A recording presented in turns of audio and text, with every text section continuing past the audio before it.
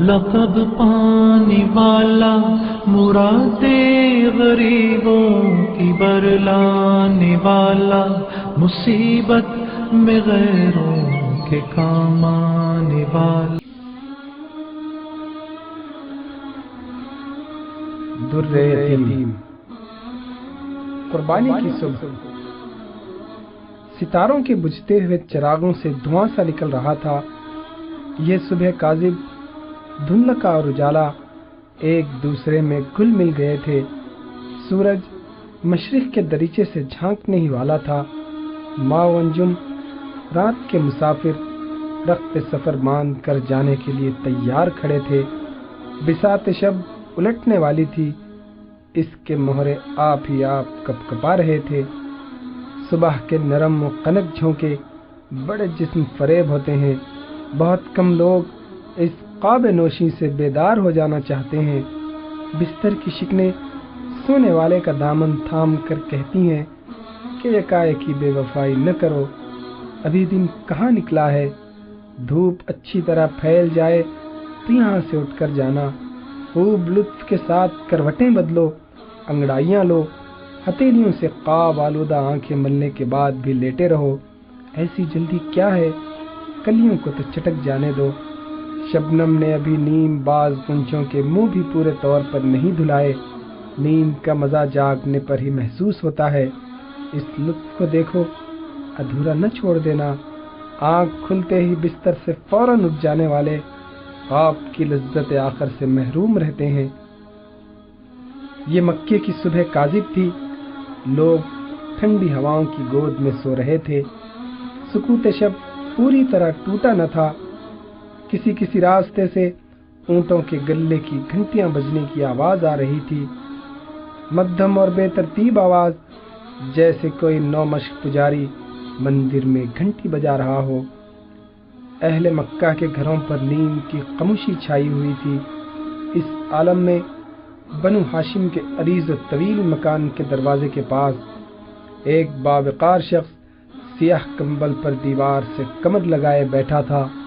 وہ گہرے سوچ میں ڈوبا ہوا تھا. اس کے ماتھے پر سلوٹیں جلد جلد ابھرتی اور پھر پھیل جاتی. فکر و احساس کے بار نے اس کے پپوٹوں کو بوجھل بنا دیا تھا.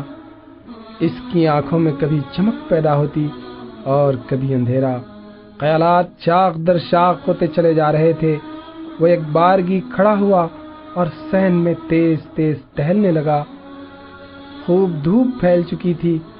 ابو قبیس کی چوٹیوں پر سورج کی شعاؤں نے سنہری شعر لکھ دیے تھے. پرندے چہچہا رہے تھے، بکریاں ممیا رہی تھیں اور اونٹ بلبلا رہے تھے. مگر یہ شخص اپنے خیالات میں مستغرق تھا. غور و فکر کی شدت نے صبح کے ہنگامے سے اسے بے خبر بنا دیا تھا. گھر کے لوگ اس کی طرف حیرت و تجسس کی نگاہ سے دیکھ رہے تھے. کہیں بنو امیہ سے کسی بات پر جھگڑا تو نہیں ہو گیا؟ امیہ اور ہاشم کے جانشینوں کی تلواروں کو نیام سے تو باہر آنا نہ پڑے گا. شام سے جن اونٹوں پر اسباب تجارت آ رہا تھا، کہیں وہ تو نہیں لٹ گئے؟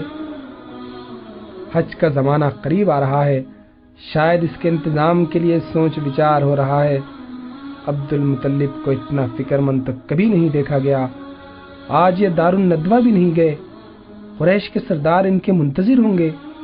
سب لوگ اپنے اپنے خیال کے مطابق قیاس آرائیاں کر رہے تھے. عبد المطلب سے بات کرنے کی کسی کو جرت نہ ہوتی تھی.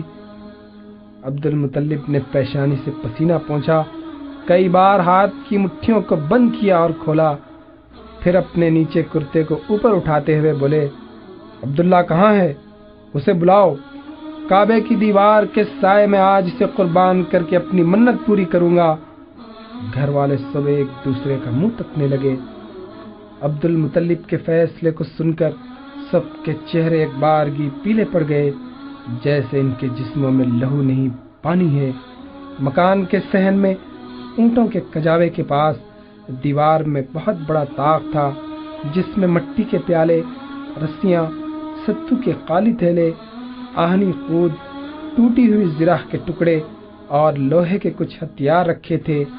عبد المطلب نے طاق سے چھری اٹھائی और इसकी धार देखने लगे। धार तेज थी, मगर अब्दुल मुतल्लिब ने एहतियातन जिराह के लोहे पर उसे रगड़ना शुरू किया। आन की आन में बिजली की तरह हर तरफ खबर फैल गई।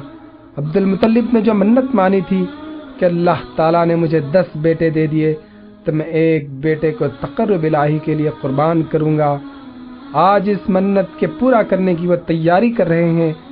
छुरी की धार तेज तर की जा रही है। अब्दुल्लाह के बुलाने के लिए आदमी भिजवा दिया है। हाशमी घराने के लोग बात के पक्के और इरादे के मजबूत होते हैं, और फिर अब्दुल मुतल्लिब तो कुरैश के सरदार हैं। इनके अज़्म का बदल जाना बहुत दुश्वार है। थोड़ी देर बाद अब्दुल्ला, हारिस, अबू तालिब और दूसरे भाइयों के साथ बाप की जनाब में हाजिर हो गए, और इनके आने के थोड़ी देर बाद अब्दुल्ला के ननियाल वाले भी नवासे के कुर्बान किए जाने की खबर सुनकर वहां चले आए। अब्दुल्ला एक तरफ चुपचाप खड़े थे। सबकी निगाहें इन्हीं पर थीं, तरस खाने वाली निगाहें, मुल्तजी नजरें कि काश अब्दुल मुतल्लिब के हाथ से कोई छुरी छीन लेता। लोगों की हमदर्दी के इस मंजर को देखकर अब्दुल मुतल्लिब ने ऊंट के कजावे पर पैर रखते हुए कहा, मुझे बुज़दिल बनाने के लिए तुम यहाँ इकट्ठे हुए हो। हमदर्दी का यह निराला अंदाज है। एक शरीफ आदमी को इफ़ाए अहद और तकमील मन्नत से रोका जाता है। मेरी मन्नत सबको मालूम है। रात मैंने कुरानदाजी की थी, पूरे एहतियात और जिम्मेदारी के साथ कुरे डाले थे। अब्दुल्ला का नाम कुरान निकल आया। आज इसको कुर्बान करके अपनी मन्नत पूरी करूंगा। जो लोग कम हिम्मत और बुज़दिल हैं वो अपनी आंखों पर कमीसों के दामन डाल लें। जो जुबां होने वाले की चीखें सुनने की ताब नहीं ला सकते वो अपने कानों में रुई ठोंस लें। लोगों को मेरे बच्चे से हमदर्दी है, मगर मेरी शराफत और गिरत से हमदर्दी नहीं। अदनान की औलाद आए, इतनी कम हिम्मत हो गई। काश अबू कुबैस का सीना शक हो जाता और तमाम बुज़दिल कुरैश इसमें समा जाते। अब्दुल मुतल्लिब बार बार दाढ़ी पर हाथ फेरते और छुरी को उलटते पलटते। अब्दुल्ला के ननियाल के लोग और सबसे बढ़कर अबू तालिब दरमियान में आ गए कि ऐसा नहीं हो सकता, हम ये काम नहीं होने देंगे। पहले हमारी गर्दनों पर छुरी फेर दो, फिर अब्दुल्ला के जिस्म को हाथ लगाना। बात बढ़ने लगी। अब्दुल मुतल्लिब अपनी जिद पर कायम थे कि चाहे दुनिया इधर की उधर हो जाए, मेरा इरादा नहीं बदल सकता। मर्दों का कौल जानदार होता है और वजनी भी। मैं इस वजन को अजीजों और रिश्तेदारों के कहने में आकर हल्का न होने दूंगा। मुझे अल्लाह ने अपनी मेहरबानी से 10 बेटे दिए हैं। एक बेटा जाता रहेगा तो क्या हो जाएगा? फिर मन्नत का पूरा करना हर मोहब्बत और ताल्लुक से बढ़कर है। सख्त कश्मकश की नौबत आ गई। दोनों तरफ से कोई भी अपनी बात से जरा बराबर हटने के लिए तैयार न था। एक हाथ में छुरी थी और दूसरी जानिब से 10 सीने अब्दुल्ला के सामने सुपर बनने के लिए आमदा थे। या सैयदुल कुरैश, एक बात कहूं, मानोगे? एक बूढ़े अरब ने अपनी कमर से रस्सी की गिरा ढीली करते हुए कहा। मुझसे किसी बात का इकरार न लो बड़े मियाँ, तुम्हें जो कुछ कहना है कह डालो। अब्दुल मुतल्लिब ने जवाब दिया, बनु आमिर के महल्ले में जो काहिना रहती है उसे तो आप जानते हैं। बूढ़े ने दरियाफ्त किया, मैं क्या, सारा मक्का इसे जानता है। कहानत में आज इसका जवाब नहीं है। यमन और नजद तक के लोग इससे फाल खुलवाने के लिए आते हैं।